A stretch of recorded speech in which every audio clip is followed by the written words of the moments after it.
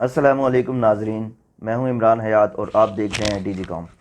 آج میں آپ کی ملاقات کرواؤں گا ایک ایسی سیاسی شخصیت سے جنہوں نے اپنے سیاسی کیریئر کا آغاز تو ایک ورکر کی حیثیت سے کیا، لیکن اپنی محنت، کاوش اور خدمت خلق سے وہ مقام حاصل کر لیا کہ نہ کہ صرف سیاسی حلقوں میں بلکہ عوام میں بھی وہ قدر کی نگاہ سے جانے پہچانے جاتے ہیں۔ تو آئیے ملاقات کرتے ہیں ملک اشتیاق گل صاحب سے۔ اچھا ملک صاحب، سب سے پہلے تو ہم آپ سے یہ جاننا چاہیں گے کہ آپ نے اپنے سیاسی کیریئر کا آغاز کب اور کیسے کیا؟ بسم اللہ الرحمن الرحیم۔ سب سے پہلے تو آپ کا بہت شکریہ جی کہ آپ نے ہمارے لیے اتنا وقت نکالا۔ میں نے سیاسی کیریئر کا آغاز تو کیا جی فلاحی کاموں سے، سوشل سماجی ورک کرتے کرتے ہم آگے آئے، اور کالج اور اسکول کے زمانے سے، کالج کے زمانے میں اسلامی جمعیت طلبہ سے وابستہ رہا ہوں، اور اس وقت سے ایک شوق سا تھا مطلب مختلف سرگرمیوں میں حصہ لینے کا۔ اس کے بعد چلتے چلتے جب علاقائی سطح پہ ہم نے سیاست شروع کی 2001-2002 میں، تو اس وقت ہم نے اپنی ایک تنظیم بنائی بیدار جوان کے نام سے۔ ٹھیک ہو گیا۔ تو اس کے ساتھ ہم چلتے رہے، موومنٹ کی، ہمارے کافی دوست احباب جو فوجی کالونی میں تھے وہ ہمارے ساتھ چلتے رہے، تو ہم نے آہستہ آہستہ پھر اس کام کو لے کے ہم آگے بڑھتے گئے۔ تو 2005 میں سب دوستوں نے یہ مشورہ دیا کہ یار آپ کو الیکشن میں آنا چاہیے۔ مشرف کا دور تھا، مشرف کا کو ہوا تھا اسی وقت، جو ہے نواز شریف کا جو ہے وہ انہوں نے اس کے بعد انہوں نے حکومت سنبھالی تھی۔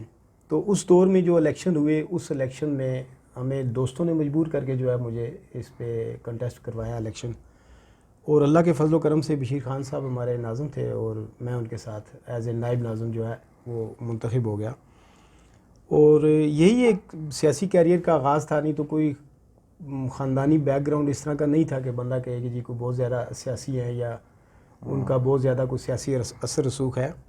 یہاں گلی محلے میں ہی تھڑے کے اوپر بیٹھے ہوئے بھی ہم نے اپنی خدمت کو جاری رکھا، اور آگے پھر لوگوں نے الیکشن لڑوا دیا، اور الحمدللہ ہم نے کوشش کی کہ بھئی اس میں ہم سرخرو ہوں اور کامیابی سے جو ہے ہم آگے بڑھیں۔ جہاں تک میرے علم میں ہے آپ کے والد صاحب آرمی سے تھے، جی جی اور ماشاءاللہ انہوں نے بالکل الحمدللہ جی، وہ آرمی سے ریٹائرڈ تھے جی، صوبے دار۔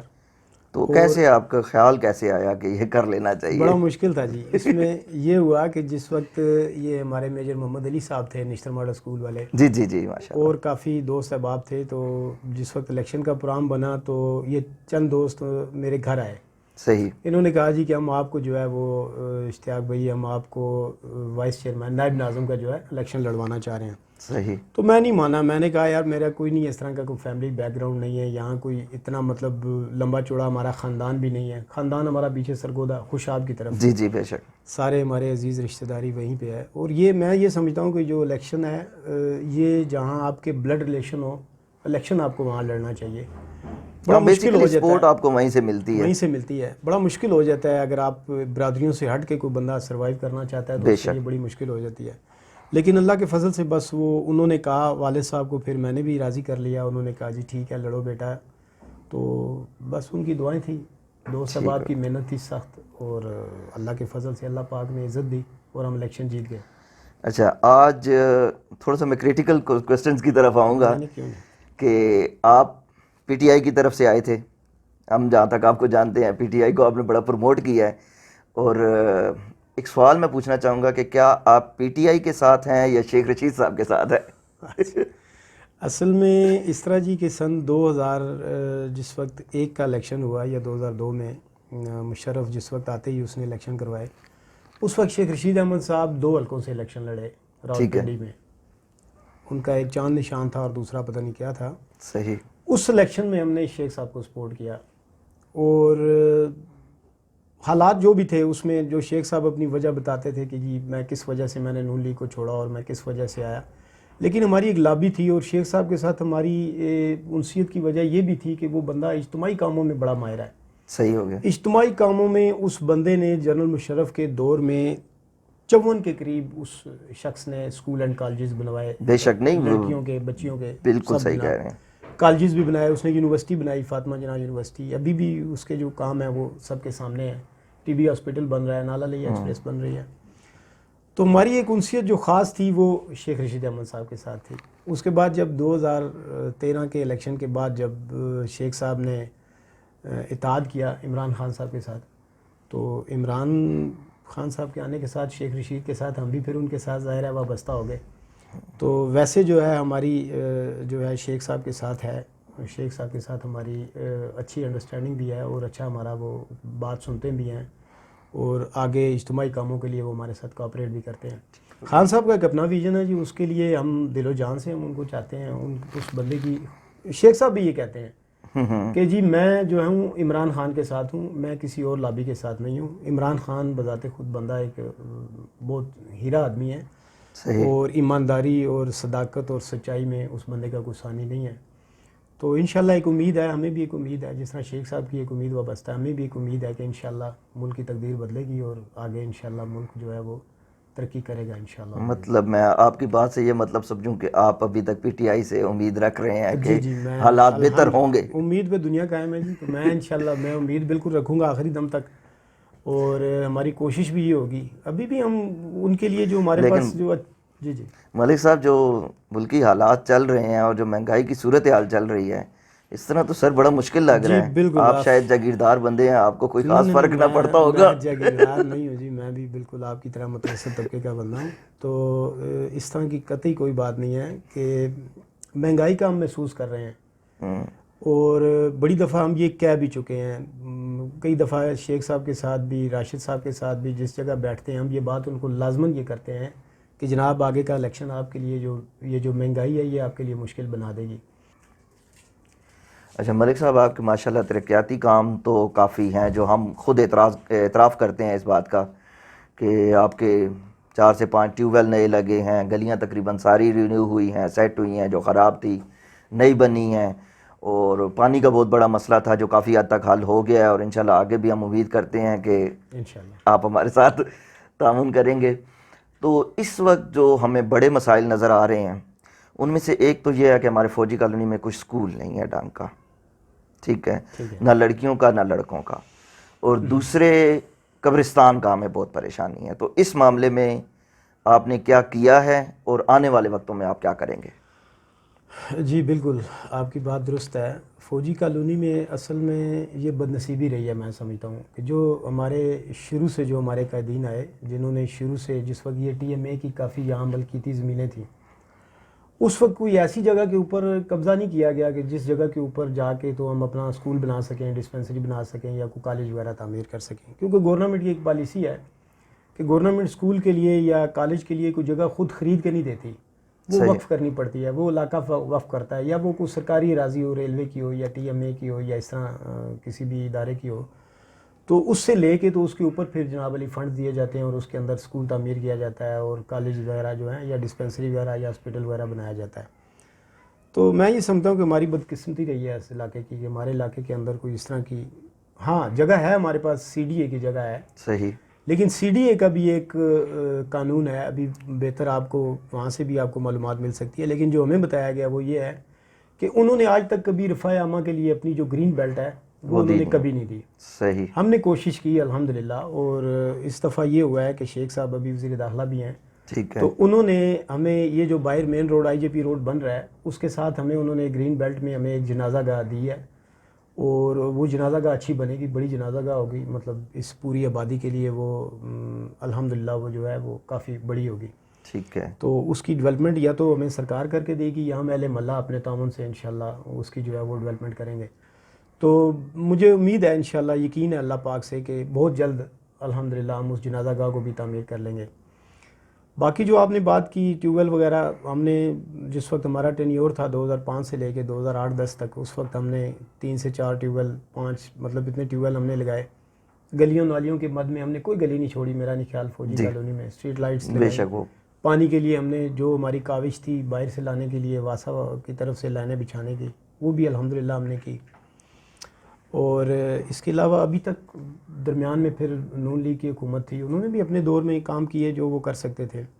لیکن اس دور میں جو یہ جو ٹینیور آیا 2018 میں ہم نے ایک پانی کی لائن بچھائی ہے، یہاں لوہے کی لائن ہے، تقریباً 18 انچ یا 20 انچ کی ہے. تو وہ مین ٹینکی سے جو ہے وہ آ رہی ہے، کیریج فیکٹری کی جو ٹینکی ہے وہاں سے وہ آ رہی ہے مین لائن، اور یہاں 18 نمبر گلی تک وہ اسٹک آف ہو رہی ہے. تو یہاں سے آگے پھر وہ خانپور کی دوسری لائن کے ساتھ اس کو جوائنٹ کر کے تو ابھی الحمدللہ کافی حد تک جو پانی کے مسائل ہیں وہ بھی حل ہو چکے ہیں. سوئی گیس کا مسئلہ تھا وہ ہم نے ابھی اپلیکیشن ایک موو کی ہے. یہاں 1 انچ کی لائن پڑی ہوئی ہے عرصہ دراز سے 30-40 سال سے. آپ بھی جب لوڈ کم تھا تو لوڈ کم تھا.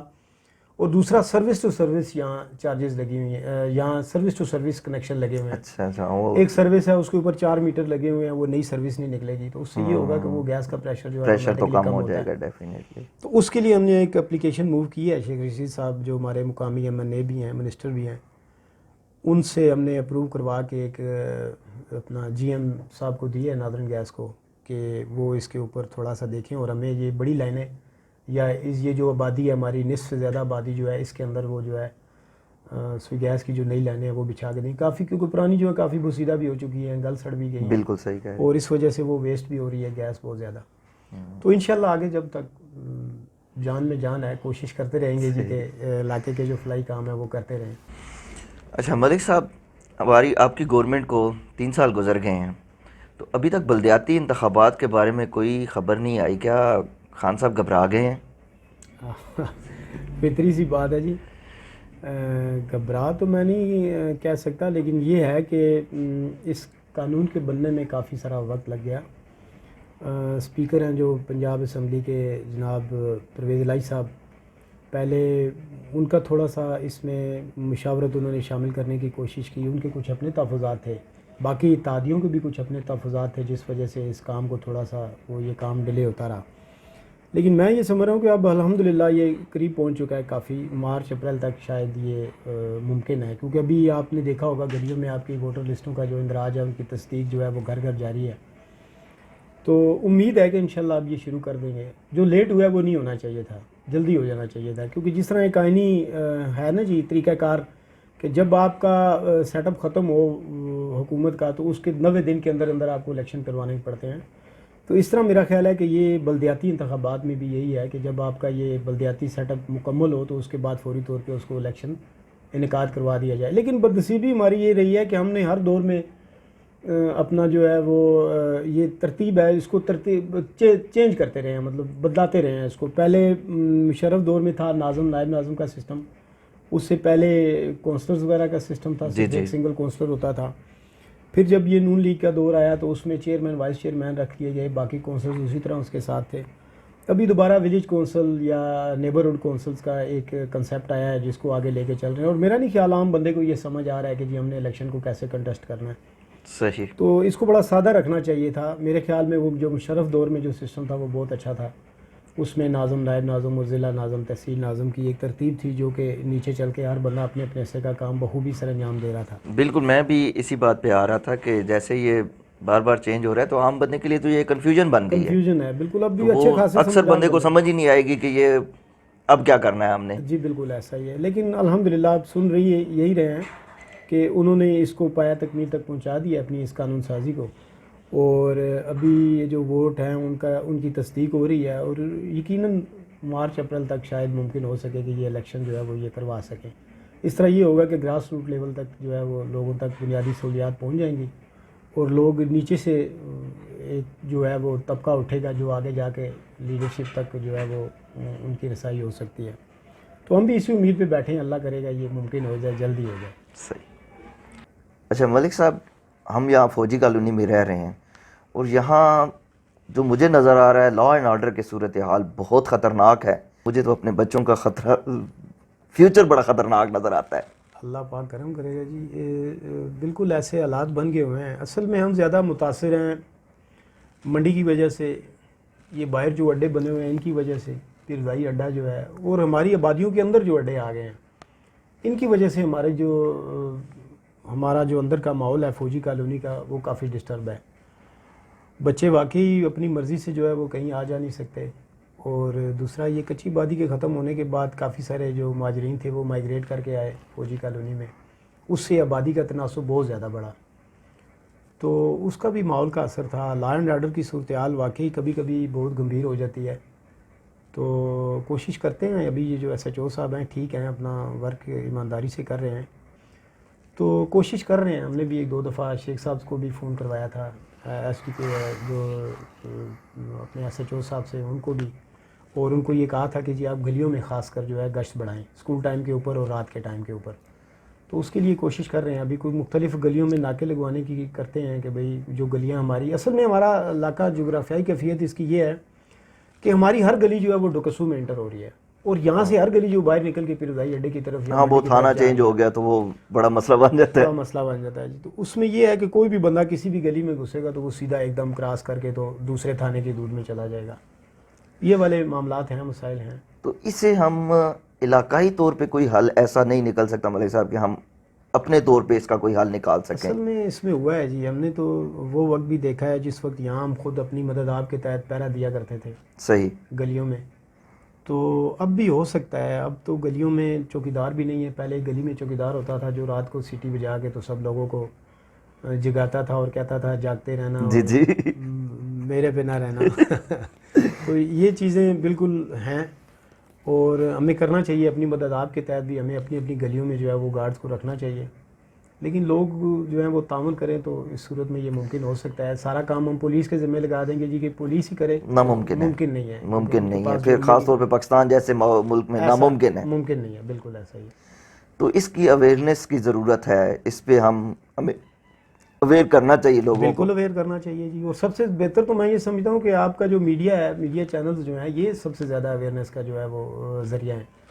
تو آپ کریں، آپ ان سے بھی رابطہ رکھیں، مقامی جو تھانے کے تھانے دار صاحبان ہیں ان کے ساتھ بھی، اور جو محلے کی شخصیات ہیں، سماجی سیاسی شخصیات ہیں، ان کے ساتھ بھی آپ کا رابطہ ہونا چاہیے تاکہ لوگوں کو ایک اچھے تربیت ہو. بچوں کی بچپن سے ہی بچوں کو ایک اس طرح کی تربیت دی جائے کہ وہ کسی لڑائی جھگڑے میں نہ پڑیں، کسی غلط کاری میں نہ پڑیں.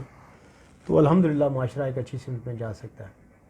اچھا، آنے والے دنوں میں ہم ملک اشتیاق گل صاحب کو کہاں دیکھ رہے ہیں؟ مقامی سیاست میں دیکھیں گے یا اسمبلی کی طرف موو کر جائیں نہیں گے؟ جی نہیں، میں اتنا اسمبلی کی طرف بھی ہمارے کافی اچھے اچھے دوست ہیں جو اسمبلیوں میں بیٹھے ہوئے ہیں. تو ہماری کوشش یہی ہوگی جی کہ فلاحی کام کریں. ٹھیک ہے جی. ضروری نہیں ہے کہ سیاست میں ہی جا کے ہم کوئی فلاحی کام کر سکیں. الحمدللہ جو لوگوں کی غمی خوشی ہے، جو لوگوں کے معاملات ہیں، کسی کو سیدھا رستہ دکھا دیتے ہیں اگر کوئی پوچھنے کے لیے آتا ہے. تو میرے خیال میں یہی سیاست ہے جی، یہی خدمت ہے اور یہی ایک جو ہے وہ فلاحی رستہ ہے. تو ہم اسی کو اڈاپٹ کریں گے. ضروری نہیں ہے کہ ہم سیاست کریں، الیکشن لڑیں اور الیکشن لڑ کے ہم آگے آئیں اور پھر جا کے لوگوں کو ہم ان کی خدمت کریں.